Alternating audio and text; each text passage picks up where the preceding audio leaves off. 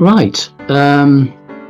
Preaching in Moldova. Well, if I had asked a couple of years ago, who knows where Moldova is, I guess probably not many would have known.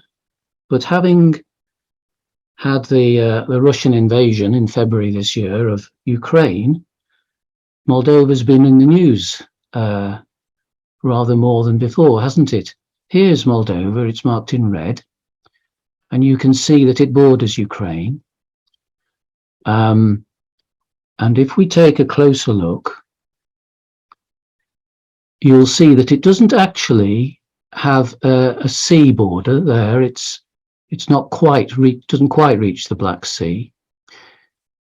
But if we just go back to a previous slide, you'll see Crimea is here. The port of Odessa is about here. And these places have been suffering in the Russian invasion. You've probably seen it in the news.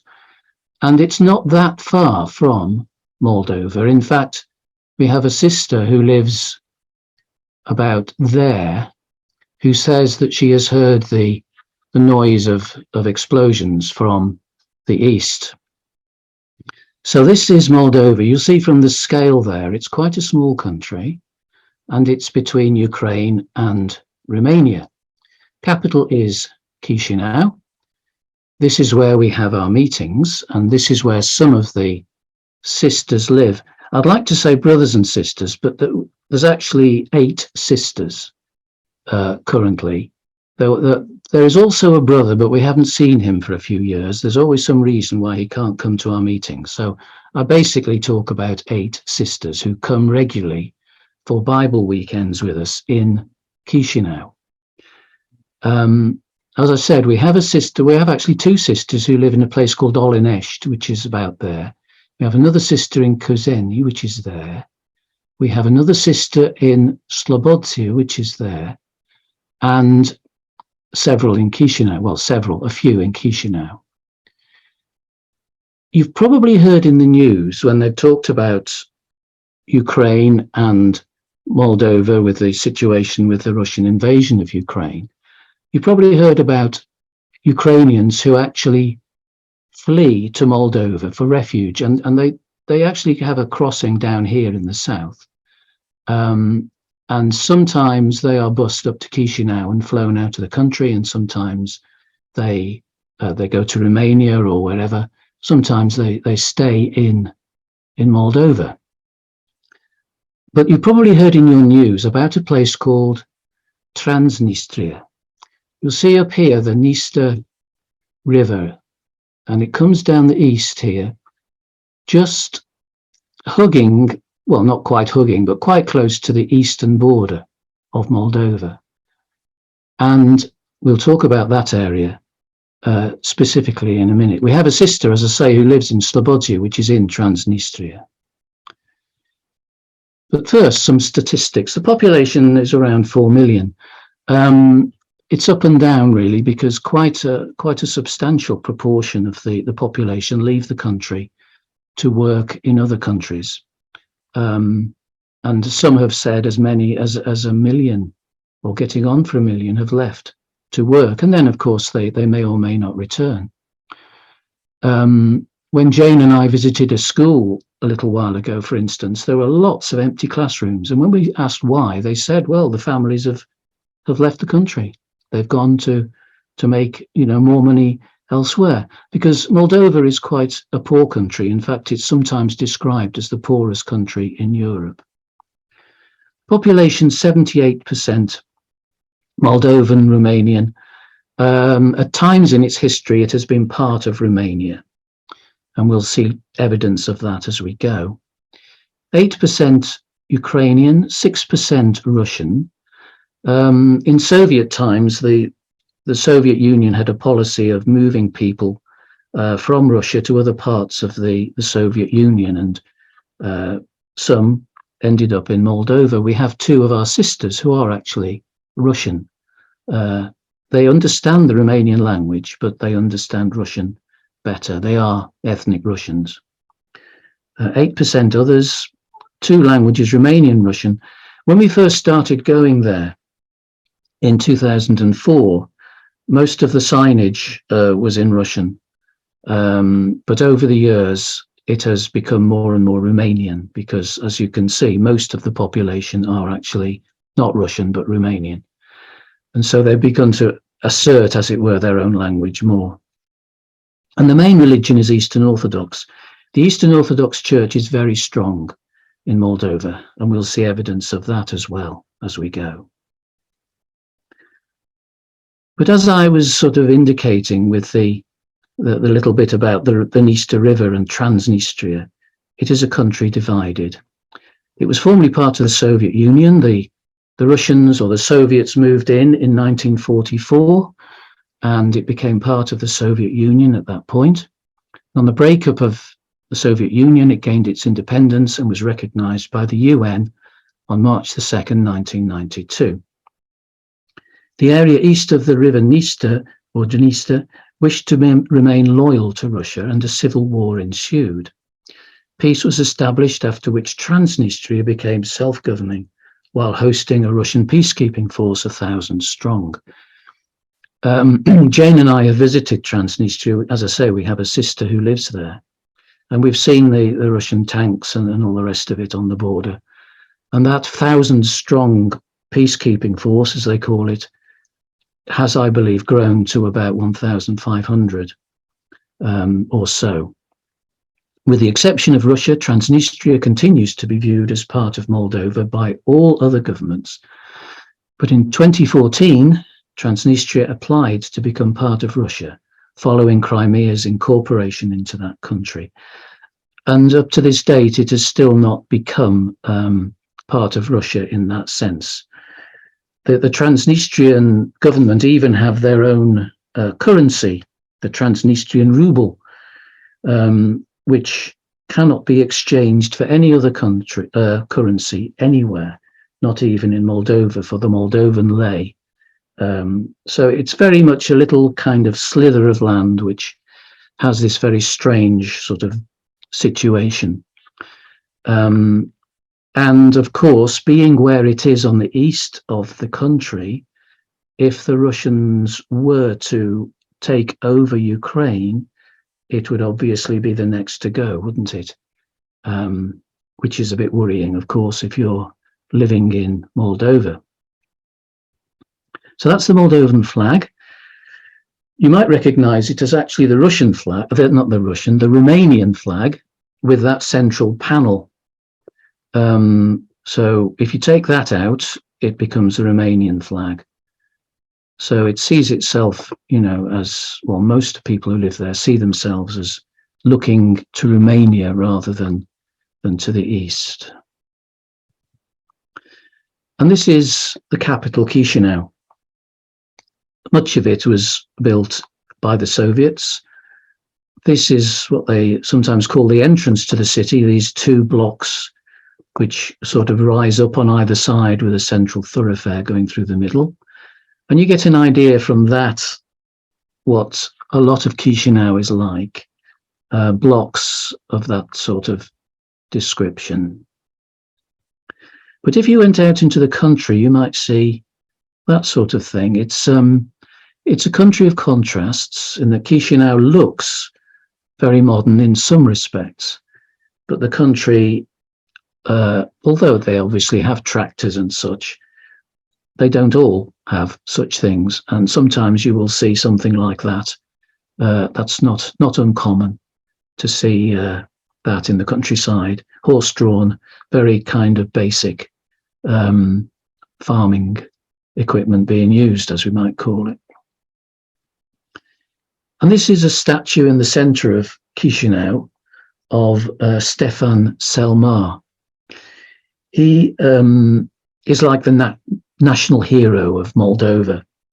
And the boulevard Stefan Selmar runs through the city. He's actually Stephen III, otherwise known as Stephen the Great, who was king of Moldova from 1457 to 1504. And he was a warrior king. And you find his image on the currency and quite quite often you'll see him represented in some way. This is his fortress up in the north of the country at a place called Soroka. It's very impressive, I have to say, sort of circular. That's just like a part of it. But if you imagine it coming around in a big circle, and between the battlements, you might just glimpse the river Dniester, because it's next to the river Dniester, and on the other side you have Ukraine. So that's how close it is, just across the river from Ukraine. And when we were there, we were told that there is supposed to be an underground passage under the river from one country to the other, but nobody seemed to know where it was, so I'm not sure about that. So we go from the old to the new, and this is in the centre of Chisinau. The government buildings are obviously there in the centre of Chisinau. Moldova is a republic. It has a government which is supposed to be democratically elected. I have to say that, well, we had let's just tell you about a translator who used to work for us, a professional translator who worked for us on our visits. She also worked as a kind of an observer during one of the elections in Moldova. And she told us that she put in her report a lot of criticism about corruption. But when the report was published, everything that she'd written had been expunged, and there was nothing about corruption at all. So I don't know. They have a prime minister, a multi-party system, and a president. And the current president is, I believe, quite westerly looking, pro-EU rather than pro-Russia. And there's been this debate in Moldova for many years about whether they look to the east or the west. And it's sort of, it's quite split, really, in that respect. It has had its problems. It's not only a very poor country by European standards, but it's had other problems along the way. For instance, in 2014, $1 billion disappeared from 3 Moldovan banks. Apparently, a Moldovan businessman masterminded a scam whereby $1 billion was transferred to companies in the UK and Hong Kong, and then deposited in a Latvian bank, or several Latvian banks, actually, under the names of various people. But what this resulted in was a loss of the equivalent of 12% of Moldova's GDP. So, you know, events didn't help or haven't helped. Just out of interest, the main exports: number 1, insulated wire; number 2, sunflower seeds; number 3, hot rolled iron bars; number 4, wine. Moldova was the place that produced a lot of wine for the Soviet Union, and now it is opening markets in the West for Moldovan wine, and you can actually buy Moldovan wine in this country now, whereas you'd struggle to a few years ago. And also number 5 in their list of exports is different sorts of seats, apparently. Yes, seats, S-E-A-T-S, believe it or not. It's very agricultural, apart from those industries that I've just mentioned. Consequently, the Moldovan diet is very healthy, lots of fruit and veg, and also lots of wine, I have to say. Its main markets are, as you'd expect, Romania, which is next door, Italy, then Germany. Then it's always been Russia, number 4, but I'm not sure if that's still the case. And number 5, Poland. So that's a bit of background.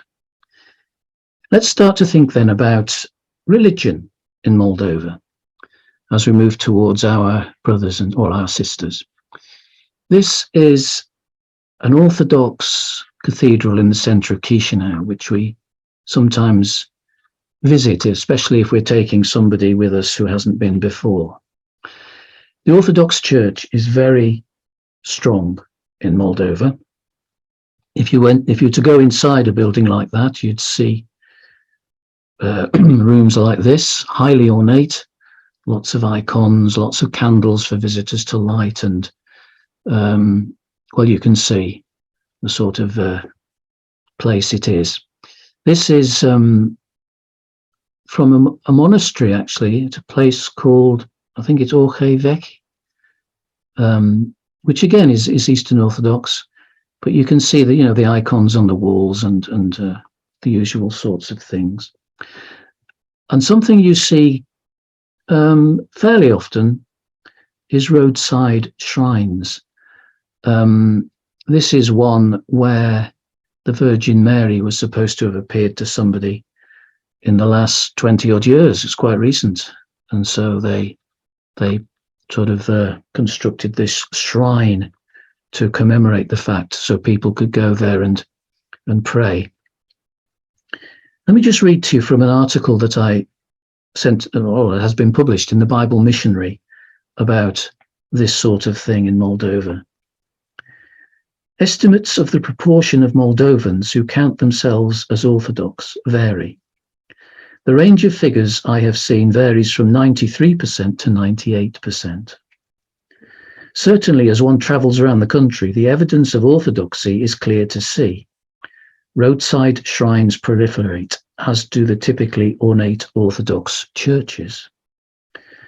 On a recent visit, my wife Jane and I did some travelling with a Moldovan couple, one of whom is our translator. She wanted to show us around the country, so we took the opportunity to travel. They are young people, well educated, not regular churchgoers.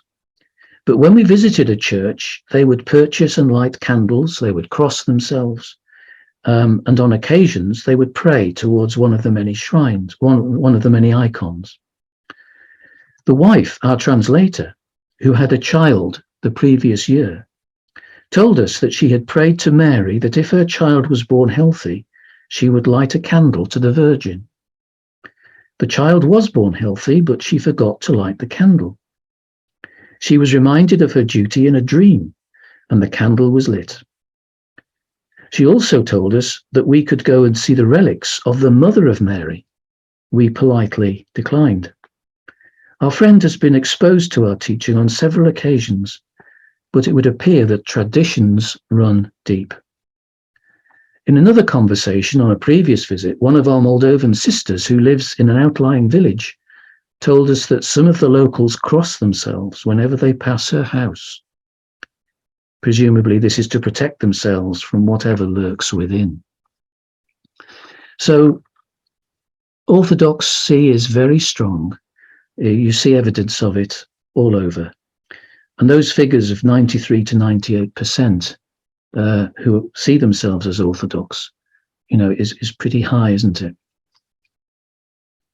It's one of the challenges that we have when we're thinking about preaching there.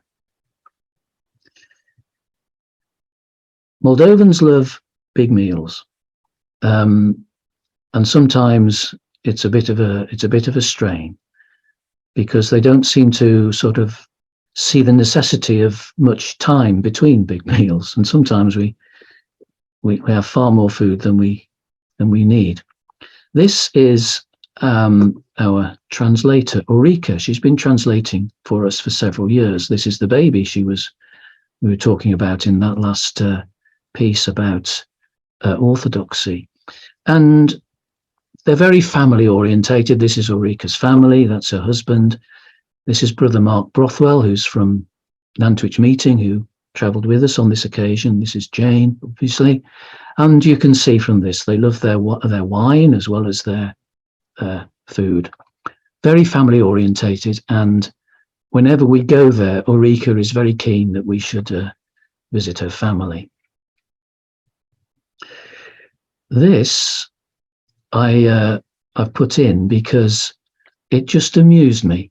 At the place we stay in Chisinau, while we were there one time, there was a conference of bodyguards and security companies. And I just happened to see one of the cars that they'd come in, Thug Security. it just amused me. I thought, well, do you hire a thug to keep you secure, or are they actually keeping thugs secure? I don't know, but it was just funny. Right, let's get serious. The gospel. Following the opening of its borders, it became possible for church groups such as us to visit the country and to preach. And within a few years, a small group of contacts and baptized believers had been established. So this is a picture from 2000 and probably 2 or 3. This is Sister Sarah Watts, who very bravely went out to live there because she could see that there was a need for the gospel to be not only preached, but also for those who were responding to be attended to and nurtured. So Sarah lived there initially for 6 months and then stayed another 6 months. This is Brother David Haig, who used to travel out there with us, who has since, through health reasons, had to stop going. And this is Sarah's flat. You'll see again the compulsory feast. And initially there was quite a big response to newspaper adverts. Of this group, we still have Sister Frosier, who's here. She's quite old and frail now. We still have Sister Nina, who meets with us regularly. These are the 2 Russian folk who I mentioned earlier on. They're both Russians. We have Sister Natasha there. She meets with us regularly and sometimes comes over to London to look after her grandchildren because her daughter is now living in London with her husband and family. The rest, for various reasons, we haven't seen for quite a while. This is Anton and Anna, obviously Sarah and David again. They have since fallen asleep, these 2. But really that picture is there to show you the sort of living situation that quite a few Moldovans find themselves in the cities. This is their living room. The brother who took the photograph is kind of against the opposite wall, if you like. So you can see it's a very small room. And you approach their flat up a few flights of steps along a corridor which had no lighting, which was pitch black, and then into this very small little apartment, which is the same as all the other apartments, in that block. So you can see that it's not exactly luxury, is it? And they struggled. They both struggled with ill health, and as I say, they've both since fallen asleep. But Moldova is a poor country, and that's kind of just a little image that might help us to understand that. So in the very early days, we met at this place in Chisinau, which was originally a labour institute called the Institutul Muncii. And we have a study room where we meet. Everybody stays in the, you might call it the hotel. Those who live locally obviously come in, but most people stay. This is Sarah again. This is a very youthful looking me. And again, we have Sister Natasha, her husband, Brother Sergei, who, as I say, we haven't seen for many years. Sister Valia, who we're going to meet again quite soon. And 1 or 2 others. But we meet in this sort of way, and we have our Bible studies. What we do is we fly out on a Friday. We have Friday evening with whoever's arrived at that point. We have a meal, and then we do the readings. And then on the Saturday, we have a day of Bible study and do something lighter in the afternoon. And then on the Sunday, we have more Bible study, the breaking of bread. And then we finish after lunch on a Sunday. That's the sort of pattern that we've got into. We used to travel around the country visiting people in their homes, but there's a number of issues there. One is that none of the Moldovan sisters speaks English. Jane has a little Russian, I have a little Romanian, but really we need a translator to have any sort of quality conversation. And the translator, of course, would have to travel with us, which would raise various issues, shall we say. And the other thing that we found was when we visited our sisters in their homes, they have a culture of, as I said, big meals. And it's part of what they do to give visitors an enormous meal.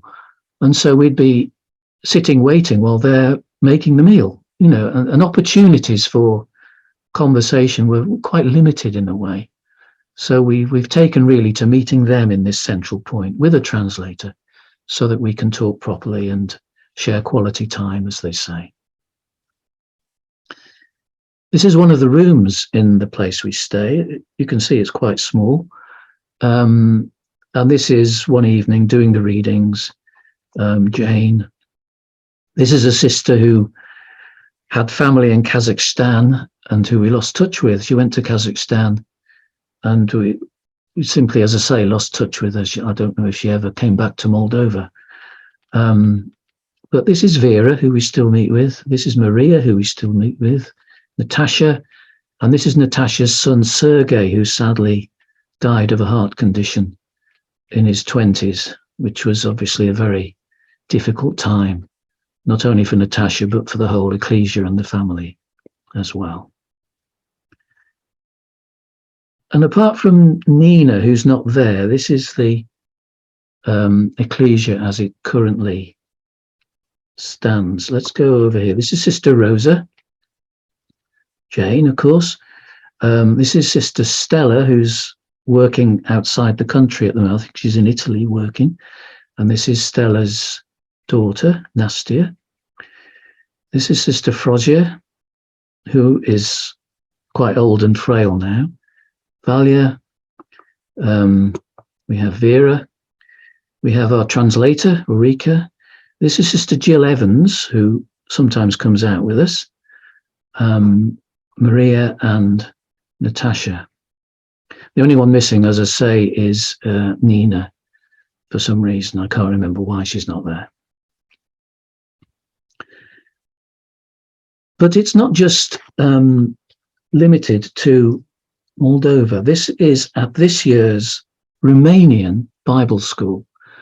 And most years, apart from when we had the COVID situation, some of our Moldovan sisters are able to travel to the Romanian Bible School and have a wider fellowship. So we have Valia and Maria, who came this year.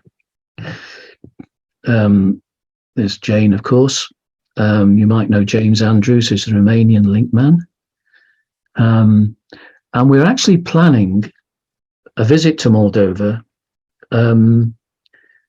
not this coming weekend, but the weekend after. And the plan is that we go through our usual Bible weekend routine. There's going to be me and Jane, and also we're meeting up with this brother, who is Adrian Enuca, who's a Romanian brother, who's traveling from Romania to be with us. And he and I will share the studies. And Jane will do an activity of some sort as well on the Saturday afternoon. We've done this before meeting Adrian, and he normally talks about the readings for the day, and he does a really good job. So it's going to be good having him there. So this is on the same trip to the Romanian Bible School earlier this year. This is Valia and Maria and Jane, of course. I just want to focus on Vera. Sister Vera is the sister who lives in Transnistria. She is, if you were to look at the register of our visits, she is the most frequent attender, I think, over the years that we've been going, and we've been going about 18 years now. I think she's only missed one Bible weekend, and that was because she was in hospital. And a few years ago, she wrote a sort of let me just find it. Yes, here it is.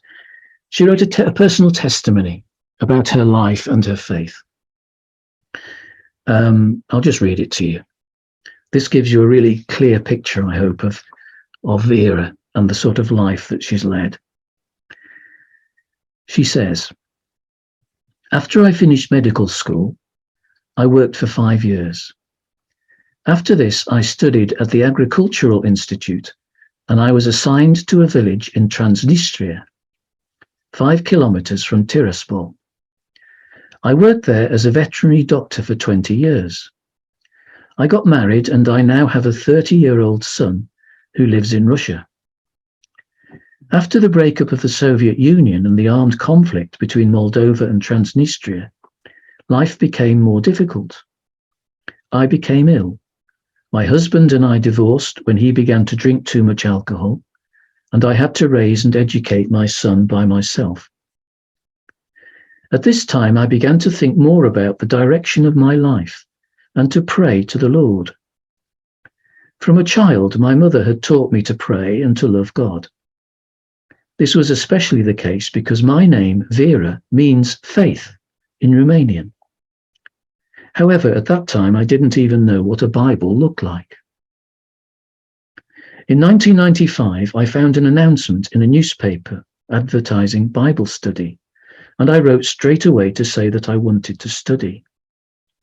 I began to receive lessons, which I studied, and eventually I was ready to be baptized. Although I had known little about the Bible, I saw differences between Christadelphians and the Orthodox Church. At first, I thought I would be holy after being baptized, because God's power was working in my heart, and I wanted a new life full of love for all those around me. I began to correspond with many brothers and sisters, and to meet in Chisinau with some of them. Eventually, in 2004, brothers and sisters from England began to organize meetings in a hotel in Chisinau. At this time, I began to study God's word more deeply, and I began a more spiritual life, although I believe that when there is a permanent community of believers, spiritual life is better. In time, I also began to speak with others about the word of God. I emphasize that while baptism is an important act of faith in Christian life, it does not guarantee salvation if you do not make an effort to fight against sin, and if you are not reborn from above, as the Lord said to Nicodemus. Romans 8 also tells us to live in the Spirit, not according to the flesh. This means that if you are baptized but continue to live like the surrounding world, not praying sincerely to the Lord and not communicating to anyone about the love and forgiveness of the Lord, then the kingdom of God is far from you. My message to those who have not received the Lord and demonstrated their faith through baptism is that they should respond while the doors of the Lord's grace are still open, because the coming of the Lord for his bride, the church, is near. Many people will delay forever, and this grieves me. I pray all the time for my family and friends who do not think of salvation and eternal life. So that's Vera. And when we think about it, we used to travel out there 5 times a year. We used to have 5 Bible weekends a year. And then when CBM sort of funds sort of got a bit lower and then we couldn't make as many visits, it went down to 4 a year. And we've been trying to maintain that up until COVID, of course, when we couldn't go at all for 2 years. This year we will have had 2 visits with the next one, God willing. And next year we're looking at 3, and we'll see where we go from there. So these sisters are in isolation a lot of the time. They do communicate with each other, but they find it difficult to actually meet together. This is something that's typical, I believe, of a lot of East Europe. I've heard it from other folk who work in other countries. People are reluctant to actually meet together for various reasons, one of which is in Soviet times, if you met with a few other people, people would be suspicious of you, and it could lead to a difficult situation. We did for a while try and get them to meet when we weren't there. So we booked a room in Chisinau, and for about 3 occasions, some of them actually went and met to break bread. Strangely, it was the ones from out of town who were going there. The ones who lived in Chisinau were more reluctant.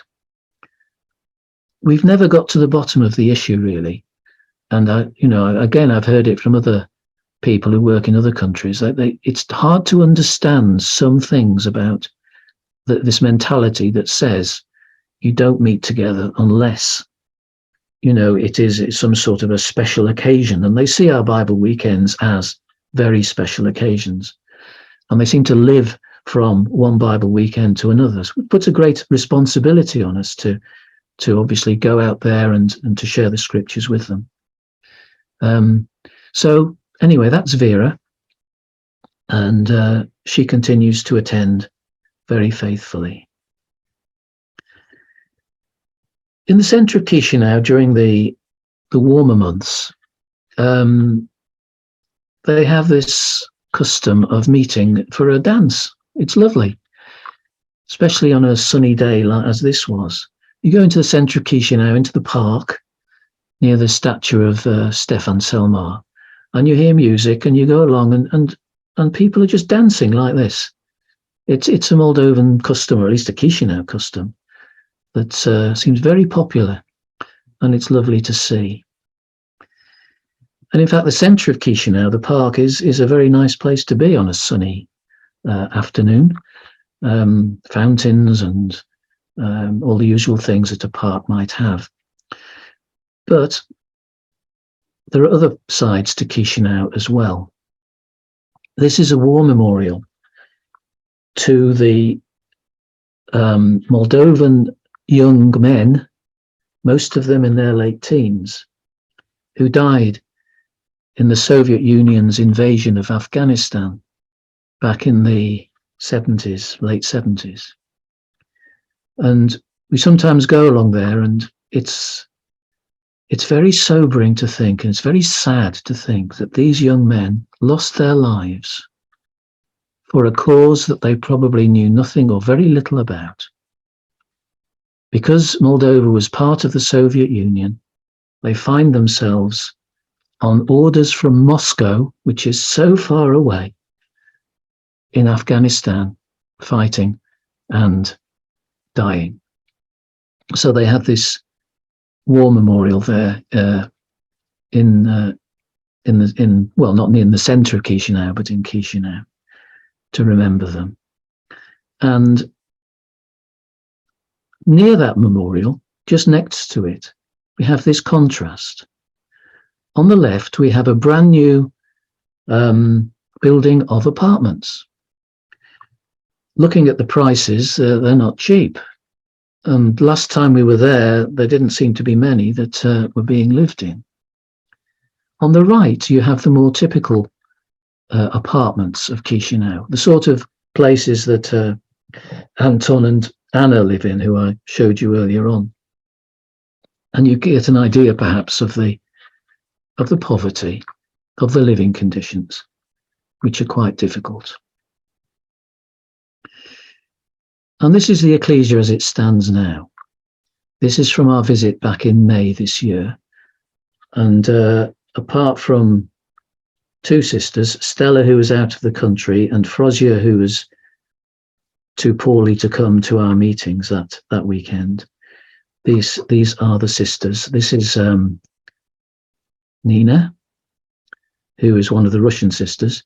This is Maria, who came to the Romanian Bible School. This is Rosa. There's Jane and myself, Valia, Natasha, and our friend Vera. Of all of them, only Valia has the money and the ability, shall we say, to join other meetings on Zoom. She sometimes tunes into the Romanian Breaking of Bread, for instance, on Zoom. And she communicates regularly with Jane on WhatsApp. But she's the only one who, A, can afford the equipment. I mean, we could buy them the equipment, but then they just don't want to know, because they say, I've no idea how to use it.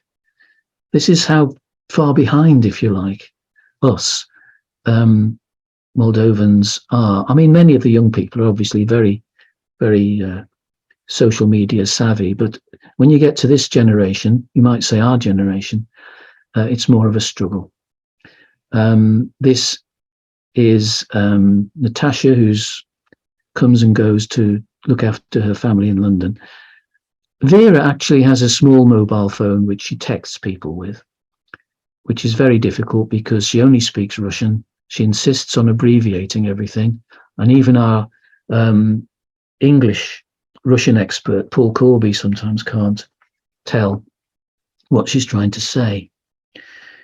Now, when we went on this visit, we obviously had two things in mind of particular concern. One was we hadn't seen them since COVID hit. How had they coped with COVID? But more pressing was just 2 months earlier, the Russians had gone into Ukraine. How were they feeling about that? Because Moldova, as we said before, if the Russians were to get that far west, would be very vulnerable. So let me just read you this other article that's been in the Bible Missionary. If you take the Bible Missionary, you've probably seen this quite recently. But this is something that I put together when we got back from this visit. When we travelled to Moldova to visit our small group of sisters for the first time in over 2 years, we weren't sure what to expect. We wondered how they had coped with COVID, but more pressingly, we were concerned for them in relation to the Russian invasion of Ukraine. Sister Valya had told us that she had heard explosions from Odessa from her home near the border. She lives near the main entry point where refugees enter Moldova from Ukraine, and many had passed that way. We knew that several brothers and sisters in Romania had offered to take in the Moldovans if the need arose, and we hoped that this would provide some relief. Since a brief civil war when Moldova achieved independence, following the breakup of the Soviet Union, there has existed the so-called Republic of Transnistria down much of the eastern border of Moldova. Transnistria is loyal to Russia and has made overtures to become part of that country.